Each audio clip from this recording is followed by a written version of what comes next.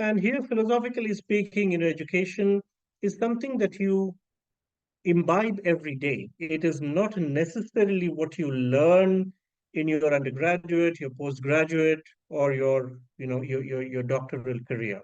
In fact, increasingly, more and more, we are having situations where it's the transferable skills that are becoming more important.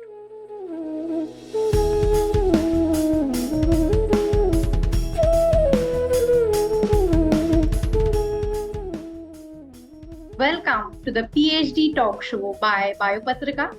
I am Priyanka Pandit, host for today's session. And today we have Dr. Anirban Sadhu. He's also known by his nickname Sudeep, and he's currently the Vice President of Global Regulatory Affairs at Teva Pharmaceuticals, Switzerland. So, welcome, Dr. Sudeep. Thank you, Priyanka. Very happy to be here on your show. Let's get started. So, firstly, how are you? I'm as good as I can be. I'm always good. And when I'm not so good, I still try to make it worth the while. Like they say, when life throws lemons at you, just make lime juice. Yeah. So, what I find interesting about you, Sudeep, is that you've had a 20-year-old career in regulatory, and now you are the Vice President of Global Regulatory Affairs at a global company like Teva. And I feel that somewhere education plays an important role. So, can you walk us through your educational journey before transitioning to industry? Right. So, yeah, I'll answer your question directly. But before I go to that, just like to make a quick point. I think, the corporate culture has moved on to the new paradigm that we have today is not necessarily putting as much emphasis on the number of years as used to be done before. Previously, there was this paradigm that if you have to rise up in your ranks, if you have to be somebody really senior, you had to have a couple of gray hair, right? And now that I think, increasingly that's not the case. On the contrary, for many of these senior positions, people like to have somebody young, certainly young in thought. And if you go by the number of years, I know many people who should have been ex-CEOs. Okay. Now, that said, education does play a role. And here, philosophically speaking, education is something that you imbibe every day. It is not necessarily what you learn in your undergraduate, your postgraduate, or your doctoral career. In fact, increasingly, more and more, we are having situations where it's the transferable skills that are becoming more important. You may have done a PhD in molecular biology, but you end up being a commercial leader, right? But still, there are certain things that you have learned in your doctoral degree and other things that you have picked up along the way that actually make you who you are today. But that would not be sufficient to make you where you want to go tomorrow. For that, you have to learn new things, right? So I can go on talking about these kind of things in a philosophical manner. And by that, I don't mean that they are less important, but let me answer your question more directly. So, my education, well, I mean, I have had a rather unconventional kind of an upbringing. I grew up in a monastery. That was, all of my early childhood going on into late school period. So till my high schooling, I would say. Then I studied in some of the more prominent Indian universities. The first one that comes to mind is Pune University, where I did my bachelor's in microbiology, which was kind of a new, interesting, and cutting-edge subject. This was already, I'm talking of end of last century, last millennium. Seems like a long time when I speak to people like you. And then I moved on to doing my research at the Tata Institute of Fundamental Research. Now, the TIFR for short, which was and still is one of the most prestigious institutes in India, and certainly comparable to among the better ones anywhere in the world. It was a very prestigious program. They used to take 4 or 5 people every year, sometimes not even that. And I was, you know, no harm in saying I was lucky. Luck always plays an important role, right? You have to be at the right time, in the right place at the right time. And I think, in everybody's career, when you look back, there comes a certain time, there is always this pivotal moment in your career where, in retrospect, in hindsight, you put your finger on that. So that is when everything changed. For me, that was TIFR. So from then onwards, I mean, it was a checkered period in my life. I finished whatever I was supposed to do in 3 years. I finished it kind of in 1.5 years. I, traveled far and wide, did, experiments and parts of my thesis in various parts of the world. Then decided to come over to Switzerland for my graduate program, for my PhD, which was in neuroscience. I was interested in the problem of understanding learning and memory. As I said, this was already end of the last century, and the problem of learning and memory in neuroscience was one of the biggest problems facing scientists today. It still is. They still haven't figured it out. I thought I would, but then, eventually, I did quite some interesting work in my PhD. But then by the time I'd finished my PhD, I had decided to kind of move on from academic research into the industry. And that was because my PhD program was also kind of a special program. I was technically an employee at Novartis headquarters in Basel, Switzerland, but I was also registered as a student in the University of Basel, and I was doing my research work at the Friedrich Miescher Institute. So I was getting paid like an employee. I was getting to do fun stuff like a student, and I was, affiliated to the university. It can't get better than that. So I'd been already in academic research for a long time by the time I finished my PhD, and then I decided to move to the industry, like I said. And since then, I haven't looked back. It's been 20 something years, right? And it continues to be an interesting journey. I learn things along the way, um, and every day. So, Sudeep, what I've observed is that there is less awareness about regulatory affairs as a vocation. And so, can you share with our audience what is regulatory affairs and how a day in a life of a regulatory affairs professional looks like? So, look, there used to be even less awareness about the regulatory profession when I entered it, right? At that time, generally people did not come into regulatory by choice, by design. They kind of ended up into regulatory either because they had started in quality, or they started in safety, drug safety, or they started in academic research and then moved on to industry research and then gradually, gravitated towards regulatory. Things have changed a lot. The profile of the profession and the profile of the professional both have changed. And these days I get, you know, 4 or 5 serious queries every month from highly qualified and highly motivated people who are interested in starting their career in regulatory by choice as a profession, right? So it's really become a very desirable, I would say, career path, and for good reasons, right? Because the pharmaceutical industry is the most highly regulated industry. It's more regulated than the aerospace industry. It's more regulated than the nuclear power industry or the nuclear bomb industry, if there's one that exists. In summary, there's no other industry that's more tightly regulated, and it is also at the same time an intensely science-driven industry, right? But at the same time, the you know there's it's a highly competitive industry. There's a lot of money in this industry, right?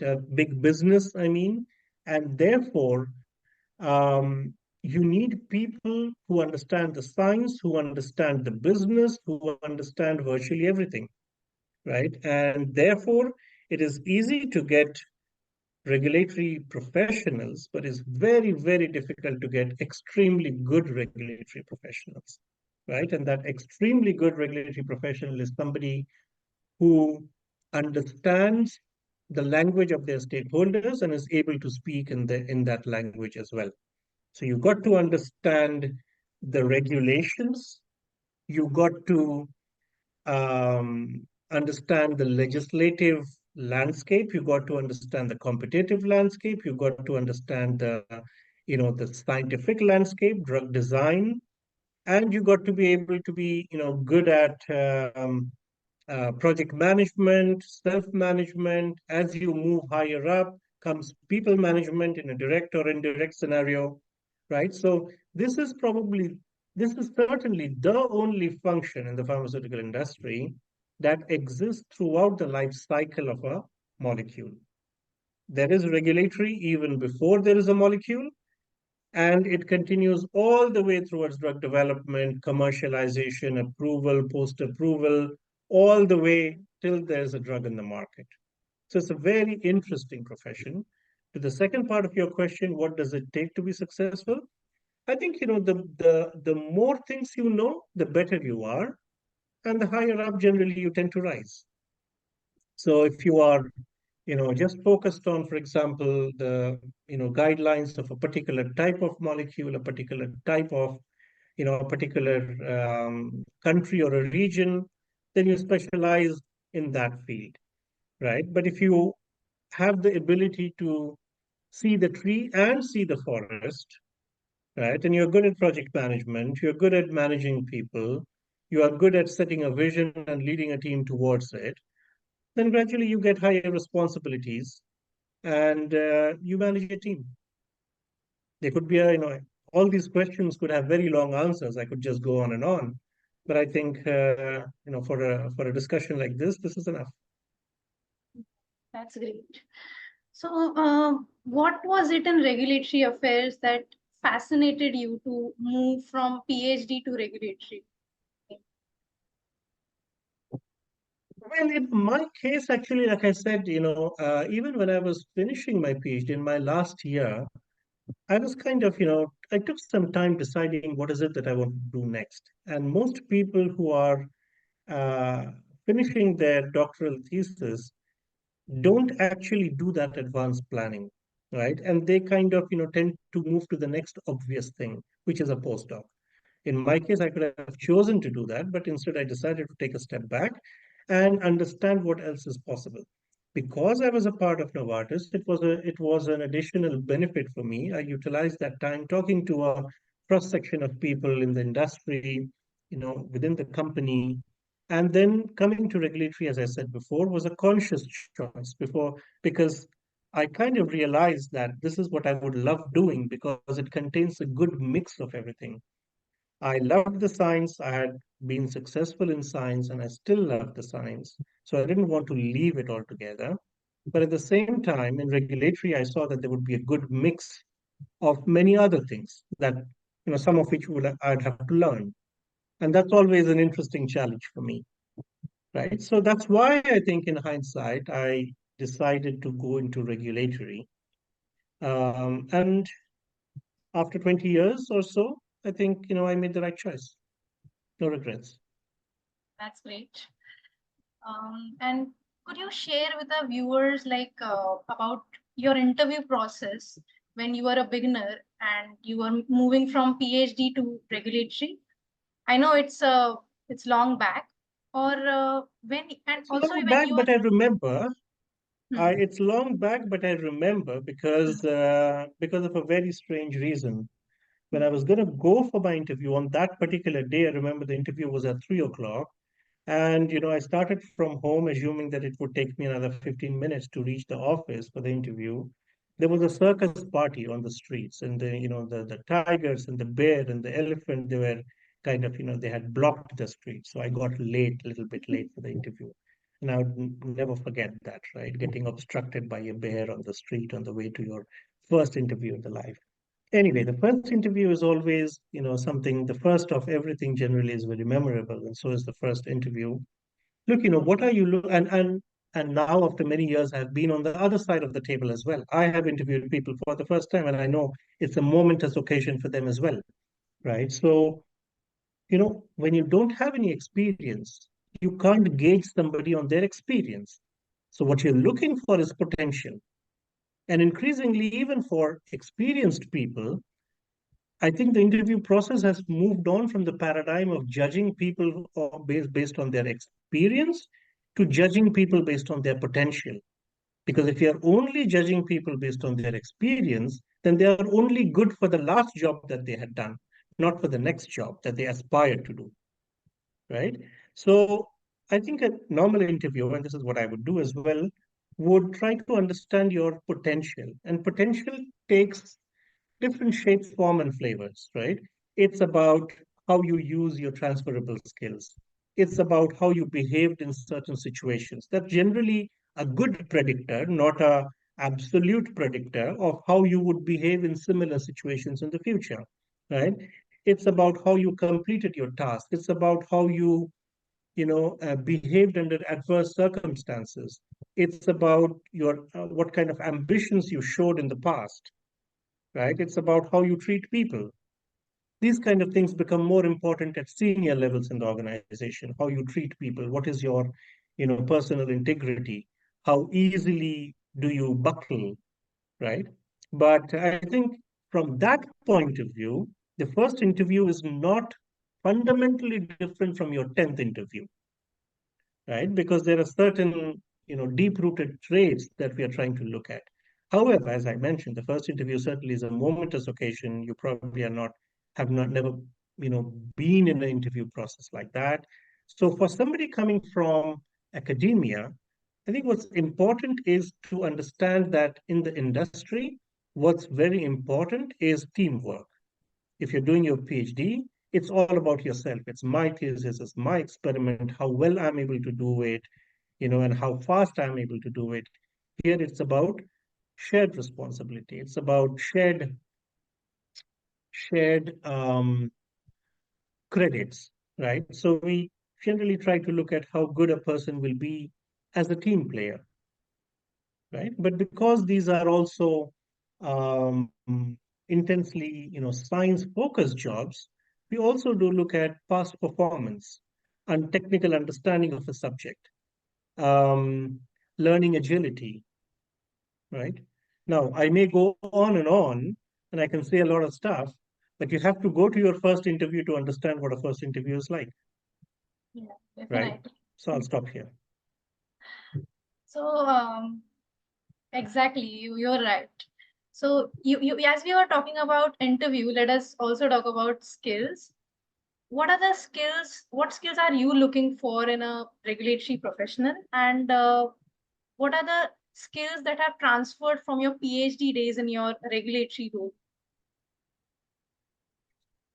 What I look for in a regulatory professional depends on who I'm interviewing for what role. So what I'm trying to say is, uh, there are many things that differ depending on the seniority of the role and the type of the role, right?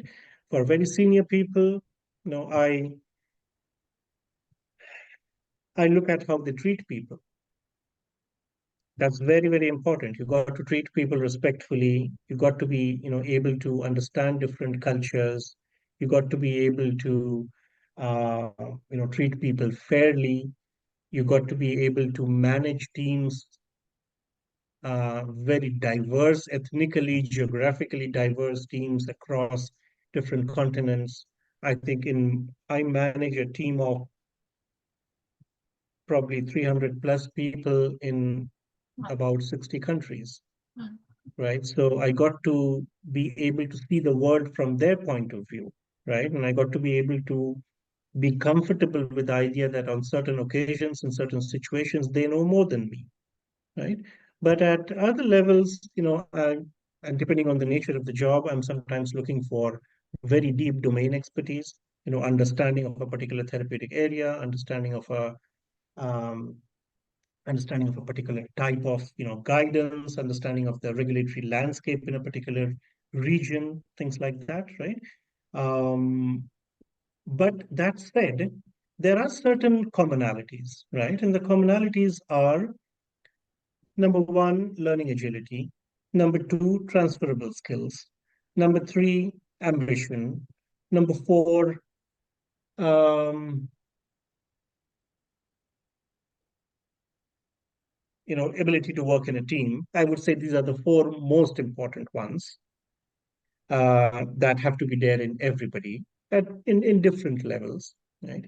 And lastly, I would say, interviewers sometimes are different from each other depending on how they assess a particular candidate. There are people who like to have a scoring sheet and they would, check you out on each and every parameter. Then there are others like myself who kind of, form a holistic opinion. But in the end, you have to be likable. I think that's the cherry on the cake, right? When we come out of an interview as an interviewer, the first question I ask myself, or if I have to give a feedback about the candidate to somebody, yes, I like him. Yes, I like her. Let's go ahead. In the end, whether you are, doing a mathematical assessment of that person or a checkbox assessment, it has to end up in whether I like that person or not. Make sense? Yeah, definitely. And those were very critical points. And as you said, some things have to be experienced. Like your first interview also have to be experienced, right? Exactly. Exactly.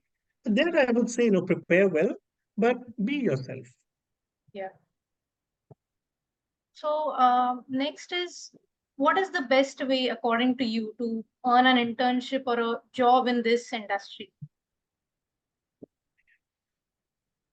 Look, persistence always pays off. And it pays off better if you are intelligent along with being persistent, right? So that's a good combination, intelligence and perception. It always helps if you are, a good planner. So don't think of it, don't stumble upon an internship as the next obvious step in your career. If you know that, as a part of your coursework, you have to do an internship or you want to do an internship, plan it months in advance, ideally a year in advance.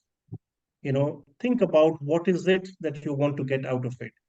Think about what are the different types of offerings in the market. How do you go about it? The best way to learn about something is by talking to people. No amount of, reading a book is enough, is I would say comparable to getting some intelligent input or intelligence input from a experienced person. So talk to people. That way you'll endear yourself to them as well. They'll see that you're serious about it. In the end, the person who's going to give you an internship also needs to get something out of it. So make it, mutually beneficial, make it a good deal for everybody, right? And there's no reason absolutely why it shouldn't happen. That was a very good point. So, to know you a little better, how is your day? I mean, as a vice president, how is your day as a vice president of global regulatory affairs? And how is it different from that of a regulatory professional? Well, I am a regulatory professional, so it's not different from that of a regulatory professional. But yes, the nature of your day changes depending on, I would say, the level at which you are working, right? It probably does not change too much depending on the company that you work for. In equivalent companies, in a multinational, environment setting, it's probably more or less the same. Um, Either I'm at, in my office or I'm somewhere in the world, right? And it's, I don't know, half the time I wake up on my bed at home, half the time I wake up in my bed in a hotel in a certain country wherever I happen to be on that day. And these are hectic days. So if I'm outside, if I'm traveling, which I do these days typically, 2 weeks out of four in a month. Previously, sometimes used to be even more before COVID. The day starts. My day certainly starts at 4:30 because I've been an early riser, courtesy my growing up in a monastic environment. But typically, otherwise, the day starts around 6. You are already, having breakfast and having your first breakfast meetings around 7:30. And then, it goes on and on, breakfast meetings to formal meetings to lunch meetings, to tea time discussions. And then it goes on to, after office socializing events where a lot of important decisions are taken and a lot of, bonding and connecting takes place. followed by dinner meetings and post-dinner meetings. And by the time you're back in your room, it's sometimes around 11 o'clock. And then it starts again at next morning at 4 o'clock. Right. So that's how it is when I'm traveling. When I'm not traveling, I like to maintain a certain regimen, a certain discipline in my life, which is very important, I think, for everybody, health-wise, for the benefit of the work you do. So I get up at 4:30. Between 4:30 and 5:30 or 6 is my private time. I maintain a certain amount of silence. I think, silence gives you silence gives you a lot more ideas and thoughts. By silence, I mean brain stilling. These days, we talk a lot about brainstorming. I believe brainstorming at best gives you mediocre ideas. The greatest of ideas comes when you are practicing brain stilling. So that's what I try to do in the morning. And then I'm generally at my desk by 8 o'clock on a good day. And now it's about 6 here, and I'm still with you. That's a great routine, I mean, I must say. So, well, Sudeep, would you like to give some advice to students who are considering doing a PhD or who are considering to switch from PhD to a regulatory role? Okay, that's a good point. Look, first of all, to those who are considering doing a PhD, I would say do it if you are the academic kinds, if you really love studying, if you are hell bent on solving a problem, if a certain problem in biology, it doesn't have to be a well-defined problem, but if it is, I want to understand life, I want to, if there's a problem that's really bothering you, whether it's in mathematics, whether it's in natural sciences, whether it's just a philosophical problem, then think about doing a PhD, right? If you are the academic kinds who loves to study even if they don't have to, then go ahead and do it. In today's world, I think we are having a vibrant economy everywhere else in the world as well. There are many other things you can do and be successful. So understand what is the mark of success for you. I was always the bookish kind. I was always the academic kind. I always loved to study and I still do, even though I don't have to. Or even if I do not have to do it, and if in the future I will still do it on my own. So I enjoyed every moment of my PhD, even though it became very, very stressful at times. But I know so many people who just realized it was not a right decision for them to do a PhD. So do it if you like to do it. Do it if you really want to do that. Secondly, during your PhD, if you have figured out, fine, for good reasons or bad, this is good. I mean, I've done it, I've learned it, I have a degree, and now I want to move into the academia, especially in corporate functions, then don't go for a postdoc.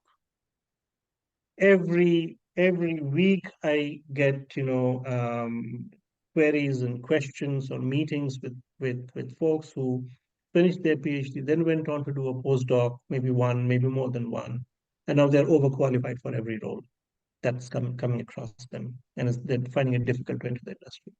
Right? It does not add value.